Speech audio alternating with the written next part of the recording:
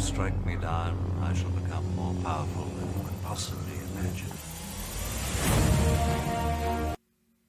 Welcome back. We're continuing on with 14 days of SWGOH content, and today we have a really fun one that I have been waiting forever to showcase. So what I'm calling the Wat team. I know I'm not the best at coming up with names. This is a team that can solo Phase 1 of the Sith Raid. I came up with this team about a few hours after his kit was released a long time ago, what feels like a long time ago. I personally still have 14 shards of Wat, but luckily some of the bigger guilds have him at 7-star, so we are finally able to run this. So a huge shout out to Jitsu Jet for kind of partnering with me here and taking a gamble on running this team. He's sacrificed some raid rewards to try this because we failed a couple times, and we actually failed again today, but not because of anything we did. The stupid game froze. About 70 minutes into the run, the game froze. So yes, this is about a 2 to 3 hour run is how long it was going to be taking us. So it's not the most practical team, I'm going to admit. If you've got a 7-star Wat, you don't need to spend 2 to 3 hours soloing Phase 1 of the raid. But some things are fun just to do, they're fun just to do them. Wow, that was not the best way to say that. Okay, anyways, we're just gonna go ahead and start this run right here because it took us a little while to get set up. I kind of failed here. But so this is just showing how you can run this. I will make some more attempts, hopefully we'll be able to make some more attempts to actually get this done, because I do want to actually pull it off. Again, that's just kind of like doing the Phase 3 of the Sith Raid earlier with C3PO. That was another brutal run that I basically only got down one time because I wanted to do it just to be able to do it. So it's like I said, some things are just for the fun of it and aren't the most practical thing. But what we are going to do here is we are going to inflict a few thousand dots damage over times on Nihilists and let them do pretty much all of the damage. Yes, that is as ridiculous as it sounds. So all of these characters here are able to use abilities that do not damage Nihilist. That's important because Nihilist gains speed and tenacity every time he is damaged. But we can remove turn meter, we can inflict these debuffs consistently without him taking a turn, as long as his tenacity doesn't increase. So let's look at Logray here, for example. So Logray has this great ability that removes 100% turn meter without being an attack. So that is awesome because we're going to use that over and over again thanks to C3PO. We've got to get 3 stacks of translation on everybody. So what we failed to do for a few tries here is get 3 stacks of translation on everybody. But the good thing is it doesn't really matter how long it takes to set it up. You've got 15 turns on Enrage, because once, I guess maybe 14, because you do need 2 turns at the end. But you've got several turns to get this started, because you're only going to use 1 turn to once you get the loop going.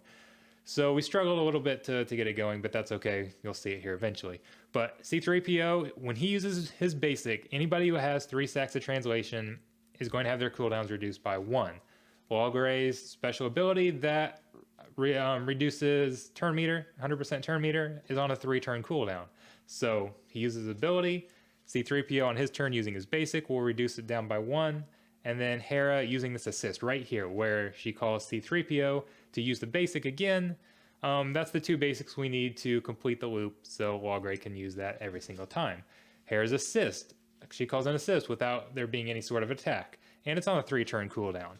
I think another character you could use here is Shaak Ti. I believe Shaak Ti has that same type of assist on a 3-turn cooldown. That's no attack, I believe. I didn't actually test her out, but I think that should work as well instead of Hera. Although Hera does increase potency with her, so that makes it a little more beneficial. Although you could just stack C3PO with a ton of potency. You need all of these guys to have a lot of potency. I mean, Logray does gain 80% from C3PO's unique. Hera and Old Ben will gain 40% potency from the unique. C3PO has a different unique that gives him potency, I believe. Wat doesn't get any potency bonuses here, so he's the one you really need to focus potency on. Here we've got him at 150% potency, which is huge. That's a lot of potency, but it's not. I mean, since you don't need any speed or anything else on him, you can just focus on just getting potency. But anyways, where was I at? Okay, so Old Ben has 2 different attacks. And Walgray and Hera also have a second attack, or a second skill that's not an attack, which is very helpful for getting this started. Old Ben has 2 different attacks. They're on longer cooldowns, but he can rotate back and forth between the 2. So we'll get enough cooldown reduction that he can go back and forth. And one of them reduces turn meter, which is absolutely great. So you can kind of see how the loop is going here. And then the way we're going to be inflicting dots is every time an ally with a tech uses a special ability, Y is going to be called to assist, and he will remove turn meter, which we've talked about how that's important, and then he will inflict 2 damage over time. So when Old Ben, Hera, and Walgray each use a special ability, they're going to be calling Wat to assist every time, because those are the 3 characters that are going to get the techs.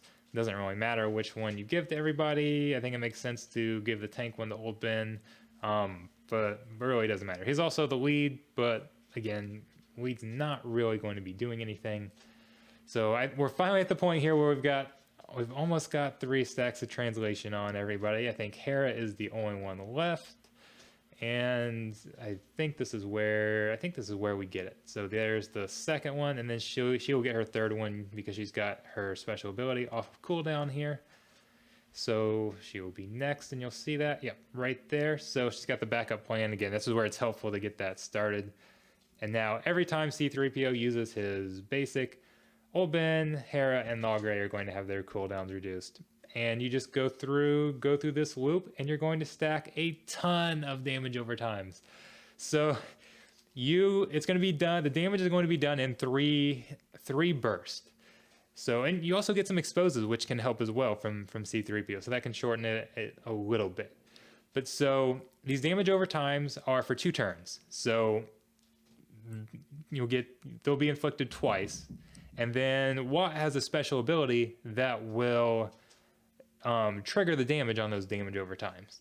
So once you get enough of those stacked up, you can use Wat to trigger them once. That'll do 1/3 of the damage. Nihilus will have a crap ton of tenacity and speed, and then he will take a turn, which will trigger the damage over time a second time, and then you just have to wait for him to take the next turn after that, which will trigger the damage over time the 3rd time. So how many dots do you need to do 1/3 of Nihilus's health? Well, we haven't actually gone through one we can trigger it, but according to swgoh.gg, you need 3,333 to do 1/3 of his health damage. So yes, over 3,000 dots. Now you'll have the exposes in there as well, and expose is worth twice as many, does the damage of 2 dots, although you're only triggering the exposes once. So I guess you get to one of those will be about 2/3. So basically 3 exposes are the same as 2 dots. I think if I'm doing the math right in my head here, when you're counting up to the 3,333.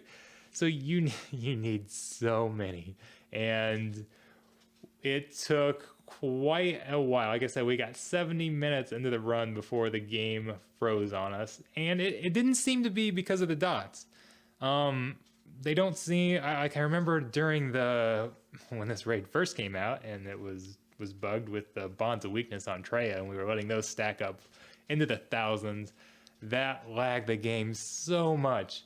But I don't think these dots are actually going to lag the game until they're triggered. Now, I bet once they're triggered, I'm a little bit worried about how long that's going to take. It'll probably take like 20 seconds to actually load. But we're not going to watch this whole thing. I don't think we need to do that. Let's 1 hour later. let's see here. We've got 1 hour later. yeah, skip forward here. This is how far we got. 1700. We got halfway there. Halfway in 70 minutes. Now, could probably be done a little quicker.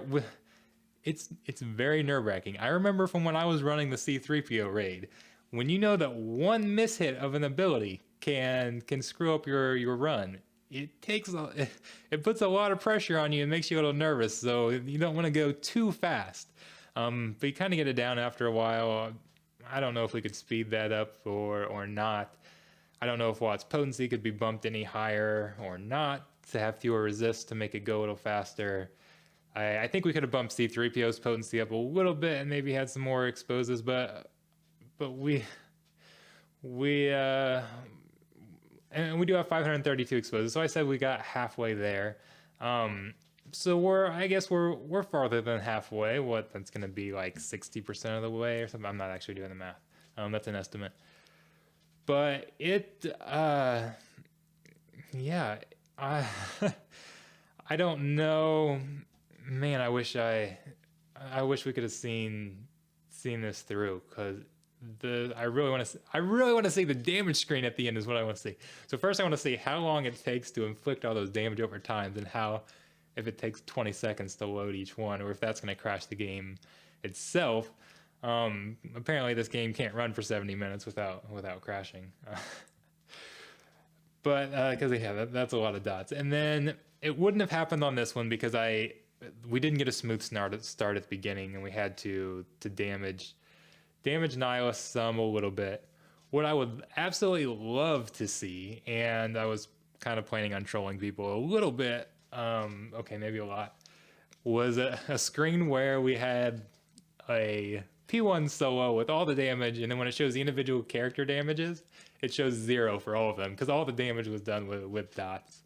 Or maybe you get one hit on the exposes. It shows like old Ben did 3,000 damage, and then you've got 36 million, or I don't even know how much damage is in P1, to be honest. 36 million is P3. I've soloed that one enough times to know that number. I don't know the amount of Nihilus when we're calculating this as far as how many we've got. It's done by percent. So anyways, you guys can see exactly how it's done there. We're going to get this.